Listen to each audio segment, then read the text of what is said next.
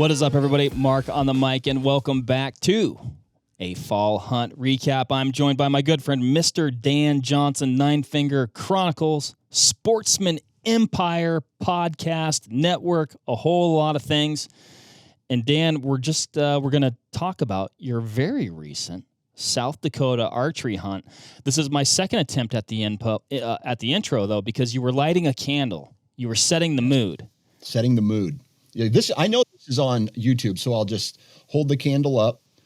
Right? It's called Mainstays. I don't know where my wife got it, but she got it. It's vanilla, buttercream, and marshmallow. It really brings out the storyteller in me, and I'm excited to be here. That's all I'll say. It's like your own little personal marshmallow campfire. That's right. Just right there. Right there. Dan, you've hunted the state a handful of times.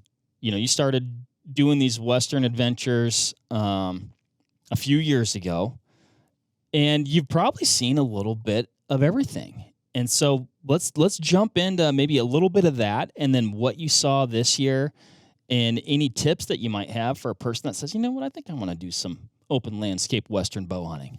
Yes. I'm gonna start off with 3 bullet points that played a huge role in this upcoming story. Number 1, mosquitoes. Big part of what all went down out there. Number 2, cattle. Number 3, the word miles. Okay. Miles. Those are the 3 buzzwords that you're going to hear from me, or that incorporate into today's story, Mark. Excellent. I think if we tackle those 3 things, we'll be set. We'll find it all out. Okay. Well, here's what I'll tell you is I've been going to South Dakota now. This is my 7th year in South Dakota. I've been to Nebraska multiple times to do this open landscape bow hunting for mule deer. I've been elk hunting out in Colorado and Idaho a handful of times in those places as well. And for a guy from Iowa who is living at about 800 feet above sea level, it's awesome and it sucks all at the same time, if that's even possible. No, I mean, it's tough to beat, and I love the Midwest, and our weather is just starting to, I feel like we're over the hump and really transitioning into fall here. I'm getting super excited, but those Western landscapes, they are so impressive and scenic and cool and just different, right? But depending on where you're at, that elevation for a flatlander is a very real thing. It literally sucks the wind right out of you. Right. Colorado's the biggest example of that. I mean, even when I went to Idaho chasing elk, it is a factor that you think you can beat, even though you're in really good shape, but you just cannot unless you have multiple days of acclimation. You're just getting your butt kicked. The reason that I like South Dakota is because, yes, you're getting into that 3,000 elevation. It's really no different. I don't feel it in my body like I do 10,000 feet. So, and it's where the mule deer are, right? And so I've fallen in love with mule deer over the course of the last, 7 years. And it's just something that I try to incorporate in my season every single year now. That's super cool. I mean, that's a testament to, like, you went out one time 7 years ago and you're like, I'm doing this again every year. Oh, yeah. Essentially. Yeah. And I got my ass handed to me 7 years ago and 6 years ago and 3 years ago. And I still kept coming out just because, like, for me, I love the mountains. Don't get me wrong. They're beautiful to look at, but there's something about the prairie, the rolling hills, the Badlands type of environment that is just something. That's like when I die and my soul goes somewhere to rest, I feel like it's going to be out there somewhere. That's cool, man. That's cool. Well, let's jump into this most recent trip out there then. Yeah. So you never want to hear a hunting story like this, but I met a guy on the internet And Dan, this is a family friendly podcast. I Okay? get it. I get it. So I had been going out. I had been going out to a certain part of South Dakota and just was not having the luck. And this dude reached out to me and he's like, "Hey man, I don't want to be a creeper or anything, but I've heard your podcast. I'm going with a group of guys. They have since decided they don't want to come out anymore. Maybe we could connect and share knowledge, share everything, and get together and go to some of the places that I've been." I'm like, the drive is 4 hours shorter, and I'm just like, and I'm still getting into quality, potentially quality mule deer. So I was like, yeah, okay. All right. So we meet up. We have last year we hunted together. We got to know each other. It was a good fit as far as different styles. Sometimes we hunt together, sometimes we hunt apart, and it's just really cool. And there's something about having another person there to bounce ideas off of, go through strategy with, other than, being out there. I love it both aspects. I love the camp type vibe, and I also love the DIY type vibe. And so last year we went. Last year I got on a great mule deer. I was able to seal the deal, and the thing that I have not really understood when I got out there, and even to this day after my 7th year of hunting, and I think I understood this year how important it is and the signs that are indicating that there are cattle in specific pastures and how they rotate them never really sunk in until this year. And you should, like, for me, I would go into an area and I would be like, oh man, there's no cattle here, but the grass is grazed real far down, and it's an indicator that the cattle were in there, and then the deer might not be in there. Okay. And so knowing where cattle are, knowing where cattle have been, knowing where, and just like even to the point where you're having conversations with the ranchers out there going, hey, what's been your cattle rotation this summer? And understanding that a little bit more has helped me and the other guy that I went with understand where the deer are at. Now, this isn't a blanket statement. Don't get me wrong, that all that stuff helps, but it's not a blanket statement saying that because there's cattle in here means there's no deer in here. It doesn't necessarily mean that. Where it kind of really does is when you're talking about the time frame that we went in and where are these bucks located. I saw a ton of deer this year, but they were does and small little forkies and maybe 2x2s. Like the biggest buck we saw this entire hunt was, I'm going to guess, a 110 inch little 4x4, maybe a 3x3 muley, and that was it. Until the last day, we went our separate directions. A guy saw an absolute giant that he put a stock on, and it didn't work out. But for the most part, these deer, like the does and the bucks, the mature bucks, the bigger bucks that you're looking for, they're in two completely different areas. And a lot of that has to do with where the cattle are at. Did you sort out where some of these more mature bucks might be by the end of it? So I will kind of revert back to historical data at that point, and we just continue to go back to these spots that have produced bigger antlered, higher age class deer, and this year they just were not in those places. And I think a lot of it had to do is because these pastures now had been utilized over the summer, or there were cattle currently in those drainages. We'll just say that's where they're at, in these big drainages. And a lot of the time, like if there's cattle currently in there, the big bucks were not in. There might be some does, but the big antlered deer, the older age class, the bachelor groups of bucks that we currently see, that we usually see this time of year, they just were not in there. So what usually happens is we'll go through and we'll cycle through these drainages that we have located every single year. And okay, if they're not there today, maybe we come back tomorrow. If they're not there tomorrow, we go to another drainage and we do the same thing. And we just cycle through all these drainages that have historically produced good bucks. Okay. They weren't there. Cattle were this year.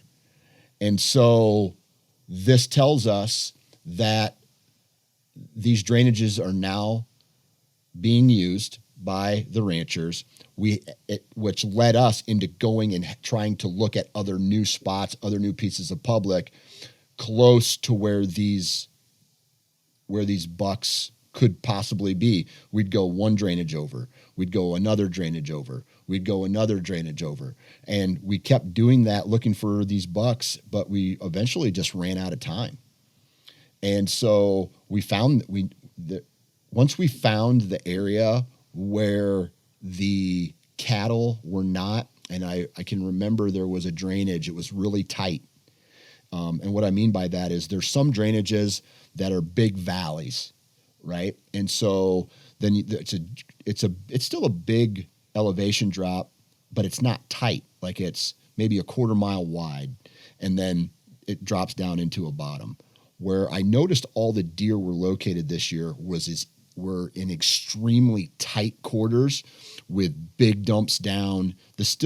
Probably the same angle of elevation, but much tighter walls of the drainage. So instead of like a quarter mile, now we're talking 200 yards, maybe 300 yards max. And they were really tight. And in those areas where no cattle had been. So there was no fresh cow pies that you're running into, maybe some stuff from the summer, but then they had some rain and it kind of grew back up. And man, in those types of drainages, I was seeing, anywhere up to 30, 40 does just piled in there. And I just eventually said to myself, this has got to be where the bucks are at. And they just never showed up, man. Unbelievable. It's interesting, and it just goes to show. I mean, you have tons of historical data, years of experience, and year to year, just how different it can be. I imagine when you mentioned miles earlier, that plays into checking out all these different drainages. What kind of miles were you doing every day? I mean, so there was this big piece of public that we had the ability we had to drop down a gigantic drainage, come back up it, and then check that, check the far back drainage, cattle in there. So we dedicated a whole morning to that trek and then coming back up. And what we found was in order to get to some of these other pieces that were completely landlocked, we had to go try to find some access to get back to these public pieces. Luckily, we ran in, just had the right amount of time. A guy was getting out of his tractor, going from his tractor to his truck, and we saw him, pulled in, introduced ourselves. We found out he was the landowner of this big chunk of public or private, and we asked him permission not to hunt his ground, just to cross a sliver of it from public to get back there. And he said, yep, no problem. So that allowed us access to 3 or 4 more drainages. But in order to get back there and follow all the rules of where you can and cannot drive your vehicle, that meant miles. And so on a daily, just in our morning hunts, we're putting on like 7 miles we're putting on probably a mile, I believe like a mile and a half, 2 miles, just to get to the part where we sat down to glass in the mornings. And then following that, obviously you need to times that by 2 to get back, but then checking all the additional adjacent drainages. We're talking another mile here, another mile there, creeping in all the cracks and crevices, looking for bedded bucks and any deer really. Then you're starting to add onto that and onto that. And I would say that we were hitting anywhere between 7 to 10 miles on the daily out there. Yeah, just looking. That's significant. Yeah. Yep. And there, 10 was probably the max, but then there were some times out where, I started to give up on some of our older spots and go looking for new areas where I saw very good numbers of deer. That then could be the opposite side of the spectrum where we were looking at like 400 yards to a big dump. And then I was sitting there and just just glassing these entire bottoms that were against a fairly big body of water that was kind of a barrier instead of like an opposite side of a drainage coming up. So they would have had to go around these bodies of water, and I found a lot of does there. Again, a lot of does, but just no major bucks. I did, however, the last day of the hunt, I took a kind of a Hail Mary shot at a 2x2 that was not big at all. And he came out of private, jumped a fence, and I had to draw. I ranged him, but then he took a different angle after he, jumped the fence. I drew back at a guesstimate of what his range was, and I shot underneath of him. So, yeah. So, again, going back to an area that was really, really good previous years, tons of deer in there, tons of bucks. The grazing rotation changed, and that changed everything. And we were kind of caught with it felt like we were caught with our pants down, man. Yeah, I mean, that's tough. I mean, like I said, you got that prior experience, and your expectation is one thing, and, you're trying to come up with plan Z by the end of the hunt, just going, man, what the heck is going on here? 100%. 100%. Now, when we got out there, another thing that kept me out of like the first morning and afternoon, I have never in my entire life of hunting witnessed mosquitoes. And I felt, this is no joke, I felt like they were stinging me through my boots. That's how bad they were, big they were, right? I took a picture of one, and one guy said there is an invasive species of mosquito that somehow made it over here from Asia. And it's a bigger version of our mosquitoes that we have. And this was huge. And he was like stinging me through my base layer, stinging me through my jeans, or these denim hunting pants that I had. And I don't know if you saw the pictures, but just brutal mosquitoes, something that you might see on an Alaskan hunt, like an Alaskan spring bear hunt or something like that. That sounds absolutely miserable. Yeah, and to the point where I could not even hold my binoculars up because I exposed my skin, and it was over. So I had to take a break, go back into town, buy a thermocell, and that helped with that problem. But also a big temperature drop helped with those problems. And so here's where kind of the conflict came in. Right. I'm a believer now. I didn't used to be, but I'm a believer now is you don't leave deer to go find deer. Does that make sense? Sure. Yep. Okay. However, the numbers we were seeing, the doe populations we were seeing were fantastic. We were seeing does every day. There was not a day where I went out and got skunked. Like, it was just a beautiful, like the great conditions, great wind, stalkable conditions, like even to that higher wind where you just kind of, you don't need to be quiet. You can just kind of walk right up to those lips and bend over and shoot them if you could find something that you were going to shoot. So it was very hard for us to say, well, we got to go somewhere else, because we were seeing the numbers. We just felt it was going to be a matter of time until we located one of those bachelor groups. I mean, it does sound like, though, and I guess I say sound like because I don't know, but it's like, okay, great, we're seeing deer, but the bucks and does must have just been on a different program. They must have. And that program, I feel, directly results in the cattle rotation. To the point, and this is something that is really interesting to me, is there's out west, you have these giant cattle organizations, right? And they're corporations, right? And we were watching a YouTube video of one of these bigger cattle operations where there's thousands and thousands of head. And it was a handful of years ago where they released this, but it was their goal to increase their operation by X number of head over the course of X number of years.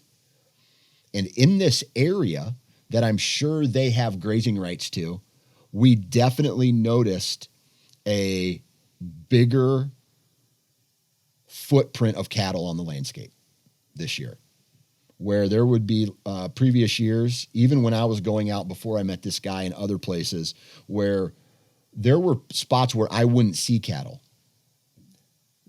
Last year and this year, man, I felt like personally there was a gigantic uptick in the amount of cattle on the landscape. Dan, I'm conflicted here because I want you to have a great hunt, but I always want to make sure that the High Point Steakhouse is fully stocked. Yes. I agree. I agree. And I'm all for Americans making money through hard work. And I don't know, like, I wish I had more to say. I wish I had some awesome, badass story. But the reason I wanted to share this story is because I feel like it is the most realistic. And after people seeing my, Instagram stories that I had been sharing, a lot of people were kind of in the same boat as me, where they're just like, dude, we didn't, like, either numbers were way down or we saw does, but not any bucks. You know, there were a couple days where I bet you I saw 100 individual does throughout the course of the day. That's great numbers. I mean, that's crazy. It's like you're seeing deer. Yep. You know, that's super curious. So for us, we checked all the adjacent drainages, no big bucks, no bucks of any type. And I'm not picky. I'll shoot a 2x2. I'll shoot a legal buck. And even those were hard to come by. And every morning we woke up, we went to a new glassing spot. We're like, today's the day. We were very optimistic. And then the does showed up, no bucks. So I mean, what I don't get though is, like, why would the cattle really bother the bucks, but not the does? Yeah. And I don't know. I wish I had the answer for that. And I'd love to talk with a mule deer hunter that has more insight than I do on some of this stuff. But even in the whitetail woods, I feel like and when I mean they were in there, I mean there would be one or two in there that maybe you're like, oh, maybe we should get out of here today, right? And these cattle in these bigger drainages were on one side, and the mule deer were on the other side. And if they were down in the bottom, there were no mule deer. If they were down in the bottom, the cattle were in the bottoms, there was no mule deer on anywhere, because that means that they've infiltrated the entire, because they're not bedding up high yet. They're bedding down low in the lowest portion of the, they're not needing the sun's warmth to keep them warm. They're bedding down in shade still. They were bedded down in the lowest portions of all this. And if the cattle were down low, that means there were no mule deer in there, period. And so I think that there's just becomes a tolerance where even in the whitetail world in Iowa, if there's cattle in anywhere close or accessible, the big mature whitetail bucks are not going to be in there. Now, that's not a blanket statement, because I'm sure someone could provide an example of the opposite of what I said. That's just my experience. Gotcha. Well, it sounds like you had a tough hunt, but got to spend some time in country that you truly love and that you have seen success in the past. You have a perspective that a lot of us have living in the Midwest, and you just have limited time to go on these hunts. Did I say to go on these Western hunts? You know, you might have, you did hours of map scouting, but you still only have that 1 week a year to go really sort it out. Are there a couple things that you've learned along the way that you think are hot tips that a person who is traveling out west to hunt may be able to glean some things from? Number one, do not put all your eggs in one basket. Definitely have a backup plan with, like, for me, when I went out west for the first time, I went to a location that someone kind of pointed me in the direction of. When I got there, there was cattle there. And I was like, now what? Now what do I do? So then I had to just go straight shoot from the hip on the entire hunt. It just didn't turn out the way I thought it was going to be. Terrain is great. Beautiful terrain is great until there's cattle in there. So what I would do is I would find a lot of great terrain.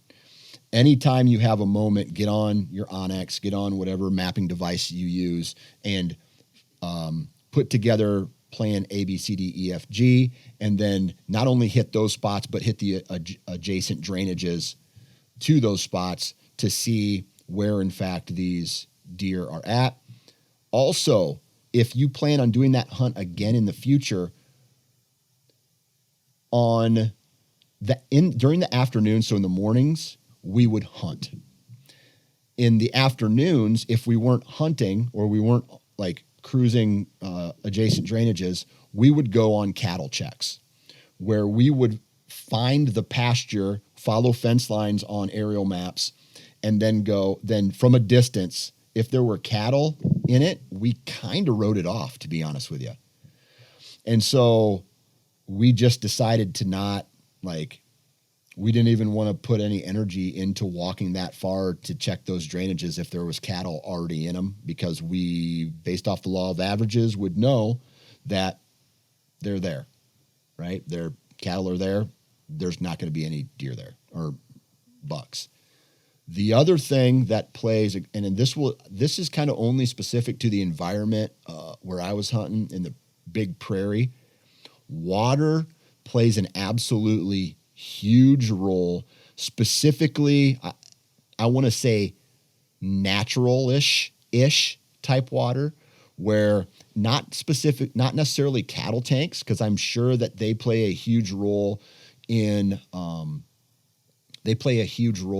like really dry summer, hot type of months.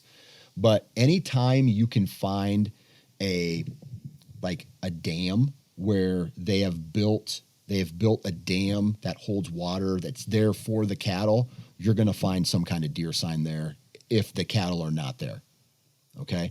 The other thing would be, dude, right when we went, the deer were stacked up against any type of ag field, whether that was corn, whether that was beans, whether that was alfalfa, even out west, even in the Dakotas, Nebraska, Kansas, there's a lot of pheasant hunters and a lot of property that is being managed for pheasants. If you could find a public piece that butts up against to those types of places, you run the risk of them going pheasant hunting while you're there.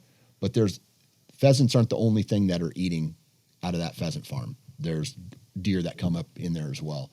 And so we were going and looking at the aerial maps, trying to find those locations, finding ways to backdoor those types of areas, glass them, and do those same types of things as well. So if you can find food, great. It doesn't necessarily mean that there's going to be, it's a cheat code, because the mule deer can survive off of whatever's out on the prairie.